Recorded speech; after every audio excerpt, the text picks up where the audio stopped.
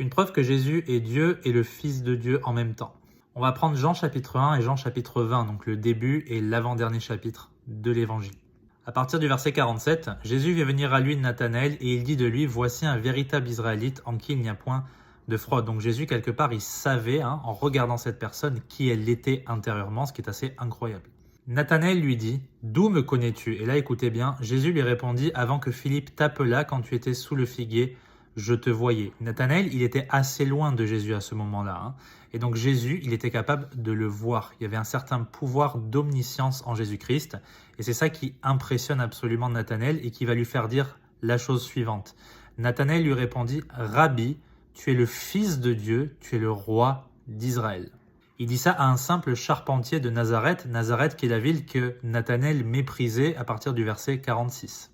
Verset 50, Jésus lui répondit et lui dit « Parce que je t'ai dit, je t'ai vu sous le figuier, tu crois ? Tu verras de plus grandes choses que celles-ci. » Et là, écoutez bien.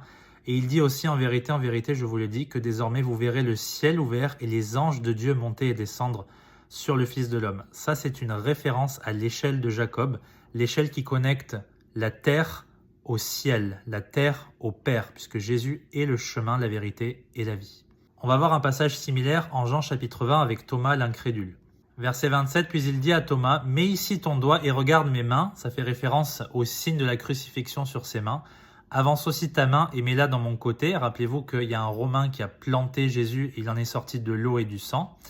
Et ne sois pas incrédule, mais croyant. Écoutez la suite. Thomas répondit et lui dit, « Mon Seigneur et mon quoi ? Mon Dieu ». Et regardez ce que dit Jésus. Jésus lui dit, « Parce que tu m'as vu, Thomas, tu as cru ». Il lui a pas dit, « Ah non, non, je suis pas Dieu ». Il a dit, « Tu as cru ». Bénis sont ceux qui n'ont pas vu et qui ont cru. Ça parle de nous aujourd'hui aussi en 2023. Et on va aller jusqu'au verset 31 parce que ça nous plaît.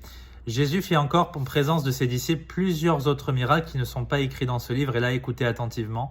Mais ces choses ont été écrites afin que quoi ? Que vous croyiez que Jésus est le Christ. Ça veut dire quoi ? Le Fils de Dieu et qu'en croyant, vous ayez la vie par son nom. Jésus est le chemin, la vérité et la vie.